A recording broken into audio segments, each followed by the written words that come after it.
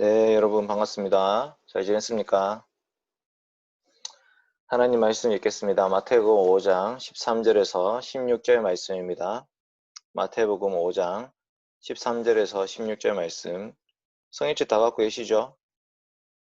성경책을 펼쳐서 같이 읽으면 좋겠습니다. 마태복음 5장 13절에서 16절 말씀입니다. 성경책을 펼쳐서 같이 읽으면 좋겠습니다. 제가 읽을 테니까 여러분 따라오세요. 너희는 세상의 소금이니 소금이 만일 그 맛을 잃으면 무엇으로 짜게 하리요? 후회는 아무 쓸데없어 다만 밖에 버려져 사람에게 밟힐 뿐이니라. 너희는 세상의 빛이라. 산 위에 있는 동네가 숨겨지지 못할 것이요. 사람이 등불을 켜서 말 아래 두지 아니하고 등경 위에 두나니 이러므로 집안 모든 사람에게 비치느니라.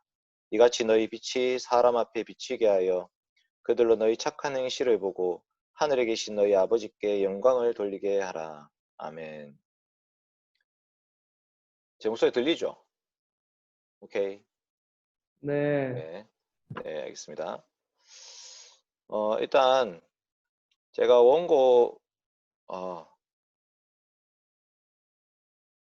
원고를 어디 올리면 공유할 수가 있지? 지금 제가 지방유에 그걸 올렸잖아요, 그쵸? 지방유에 뭘 올렸지? 줌 주소 올렸잖아요, 그쵸? 네. 자, 그러면 거기다가 일단은 발대식 때 쓸 본문을 좀 올려드릴게요. 올라갔나? 네, 뭐 이제 알아서 공유해 주세요. 네. 간사 공동체는 따로 올릴 필요 없을 것 같고, 한동 공지방 진해인 씨 올렸고, 방구 땅에 누가 올려주시면 좋겠네. 방구 땅에 누가 올려주시고,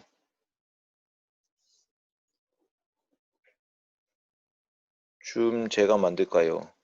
네. 오케이. 다 됐다. 감사합니다. 다 공유가 끝났습니다. 오늘 대학생 대회, 중고생 대회와 대학생 대회 겨울 대대 주제가 뭐죠? 교회 세상의 중심에서 그리스도를 전하라. 이게 주제입니다. 교회 세상의 중심에서 그리스도를 전하라. 여러분, 우리가 SFC 강령 중에 두 번째 부분이 뭐죠? 좀 전에도 읽었는데 SFC 강령의 두 번째가 우리의 목적에 관한 부분입니다. 우리의 목적. 우리의 목적이 뭡니까? 우리의 목적은 개혁주의 신앙과 생활을 확립하여 세상의 빛과 소금이 되면 우리의 목적으로 한다라고 되어 있죠.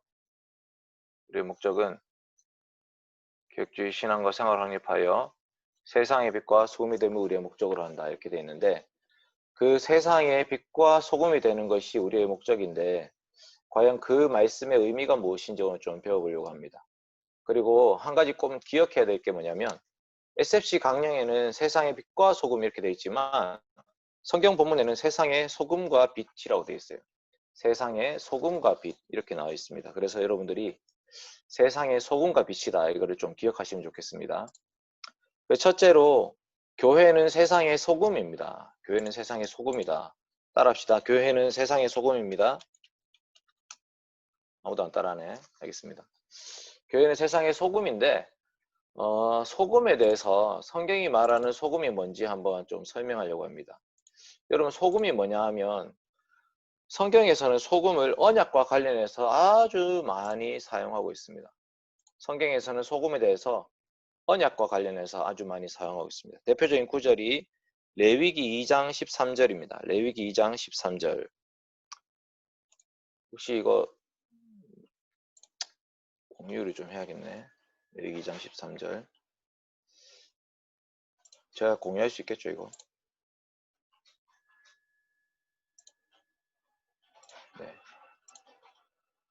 보이십니까? 레위기 2장 13절. 네, 봅시다.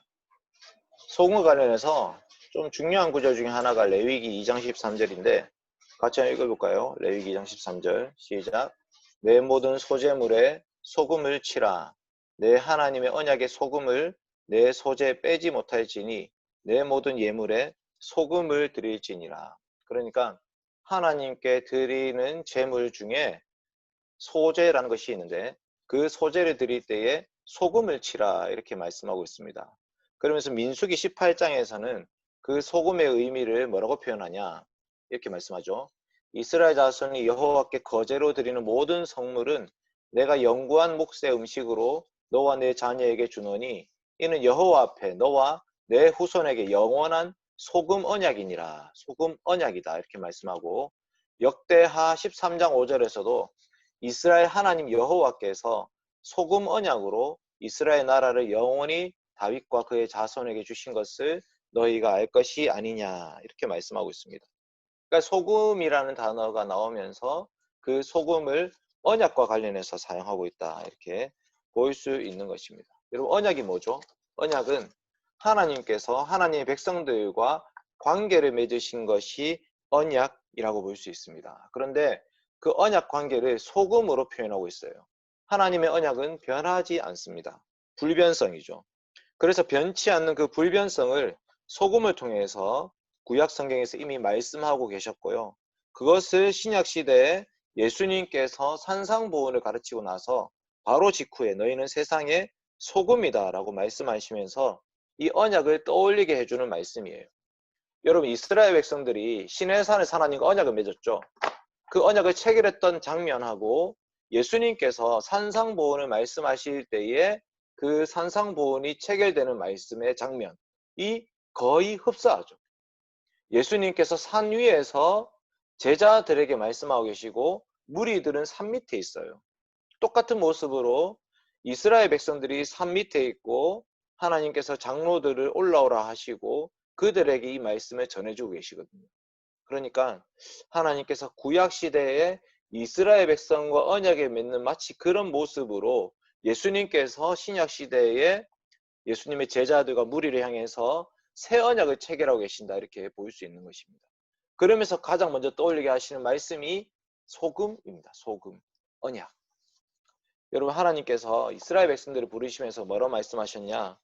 출애굽기 19장 5절이에요. 출애굽기 19장 5절과 6절 제가 읽어드리겠습니다.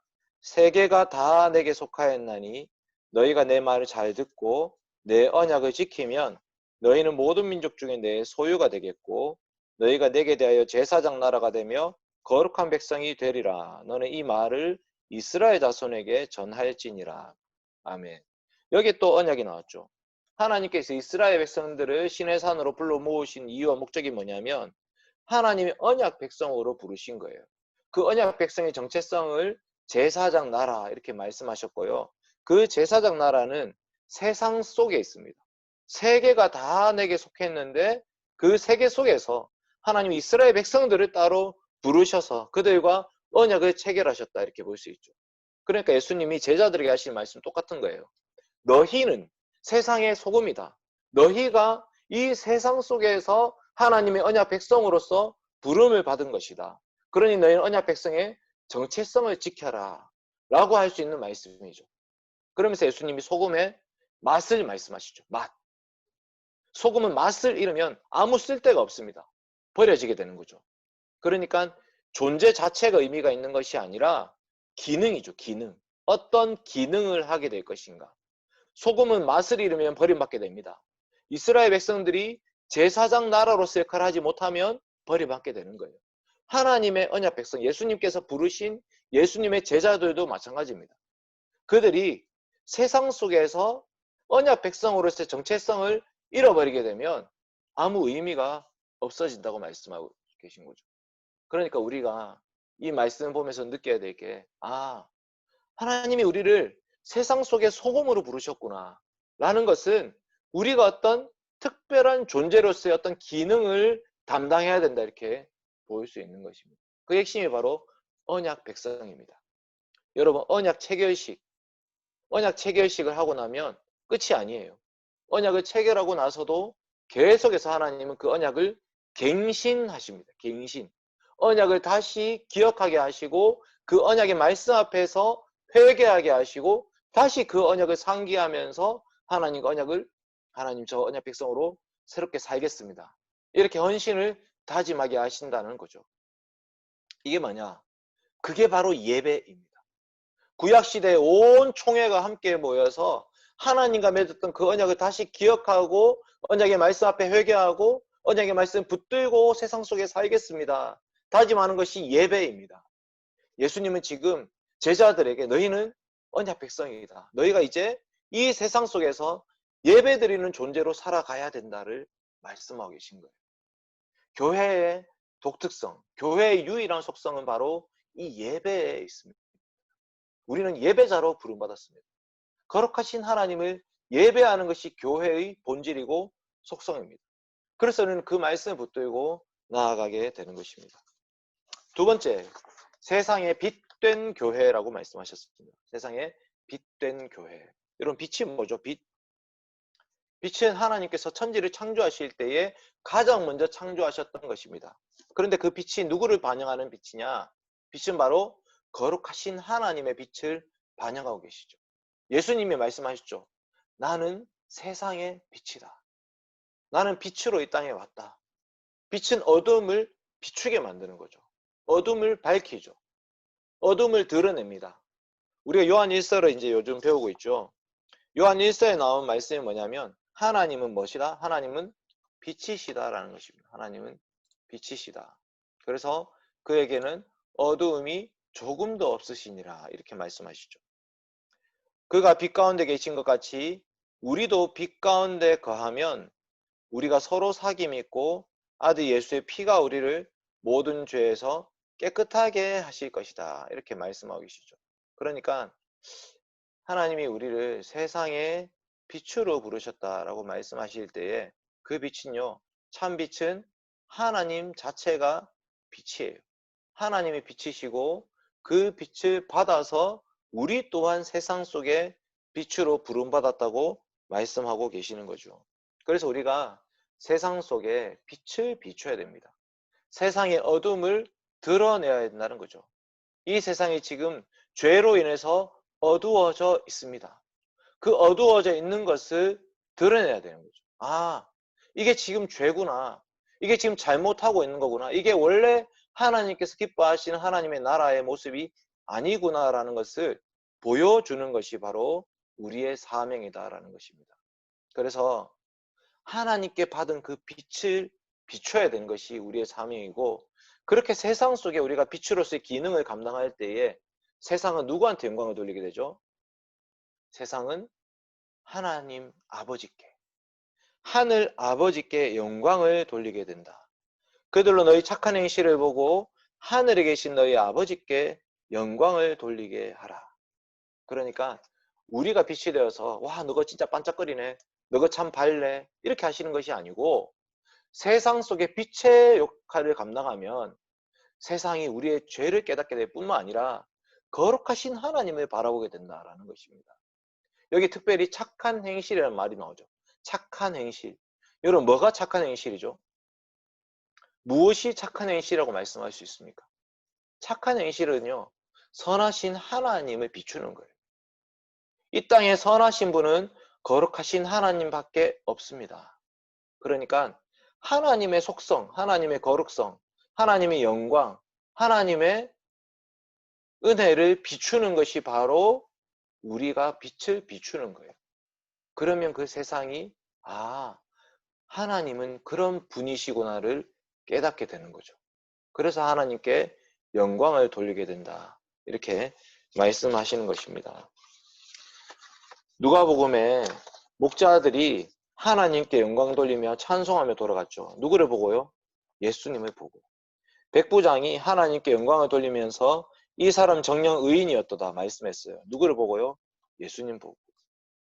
예수 그리스도께서 이 땅에 오심으로 말미암아 사람들은 하나님께 영광을 돌리기 시작했습니다.